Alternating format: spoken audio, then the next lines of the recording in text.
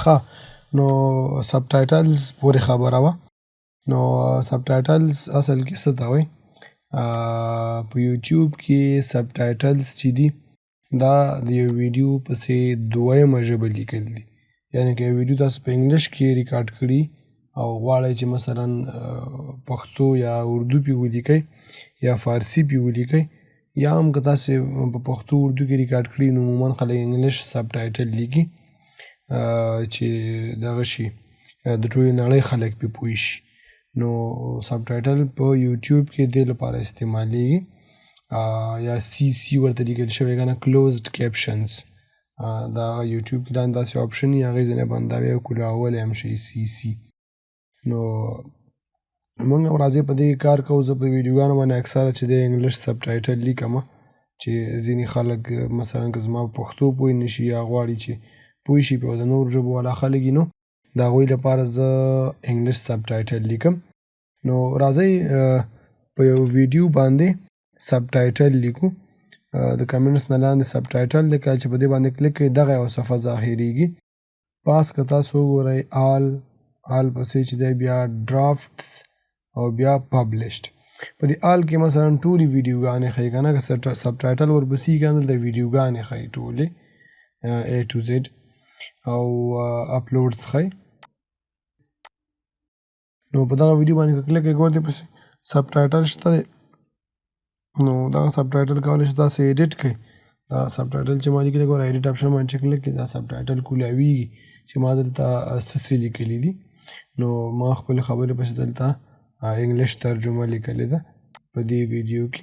خو د ډرافټ کې تاسو ته هغه ښیي چې مثلا تاسې نیمه پرېښي او پبلشډ کې هغه ښیي کومه پسې تاسې سب ټایټل لیکلی وي.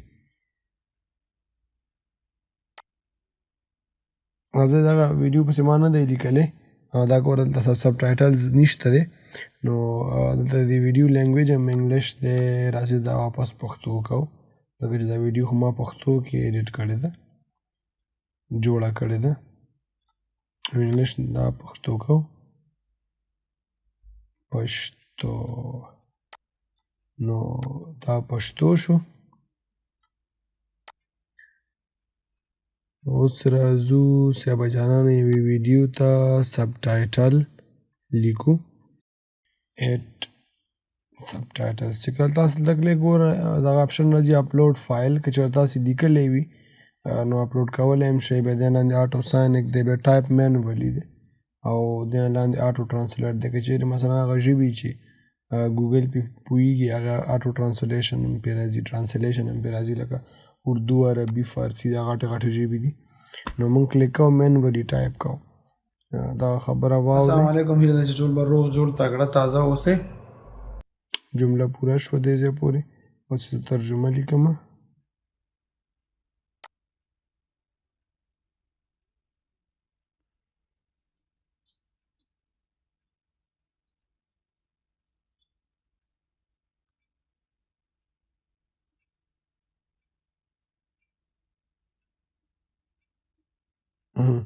نو کله چې یوه پوره شي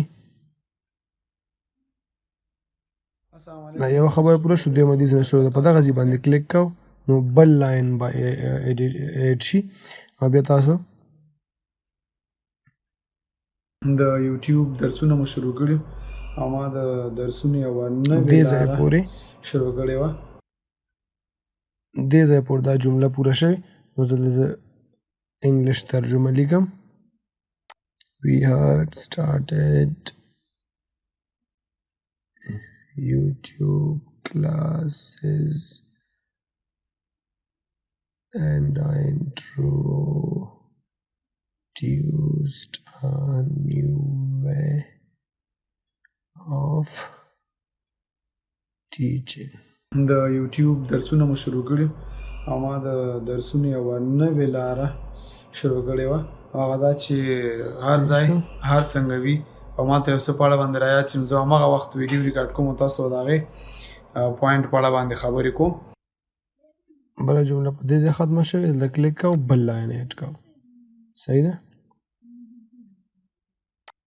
اوس دلته د دې ترجمه لیکو. and it was that whenever and wherever I remembered and we are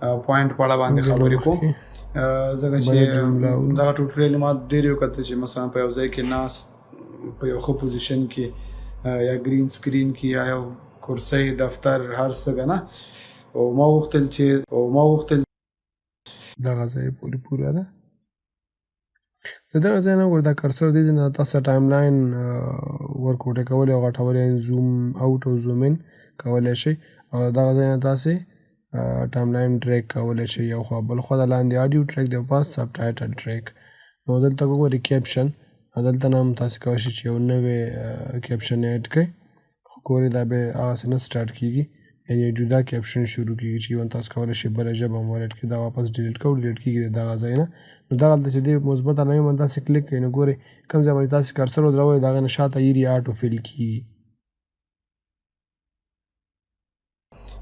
ځکه چې او تاسې مثلا ورته هغه طریقې ته وګورئ چې زه څنګه لیکم او څنګه نوی لیر اخلم یا نوی لاین اخلم نو همدغه ځای باندې به چې دی د نن ورځ درس بس کوو نو هیله ده چې ستاسې به خوښ شوی او که ګټور درته ښکاري زما درسونه او فکر کوم چې تاسو ته د ګټه رسېږي بل څوک هم ترېنه ګټه اخیستی شي نو د خپلو ملګرو یارانو سره یې شریکوئ نو داسې پښتانه ټول د اقتصادي حالات نه دومره ښه نه یو چې د هر څه لپاره مونږ پیډ کورسونه وکړو یا پیسې پرې ورکړو نو یوټیوب نن سبا یو ښه لاره ده زموږ دپاره او د دې لارې نه مونږ کولی شو د یو بل سره مدد وکړو د یو بل سره مرسته وکړو نو همدغه مرسته چې یو څه باندې زه پوهېږم په هغې تاسې پوهېږم تاسې پوهېږئ ما بې پوهېږئ یو مفته لاره د انټرنېټ نن سبا ټول کاروي غریب نه غریب سړي زوی یم چې ځان ته انټرنېټ پیکیج لګولی نو چې انټرنېټ کاروئ د ویډیوګانو کتلو لپاره د ټیک ټاکونو کتلو لپاره د هغې په ځای ته یو څه زده کړئ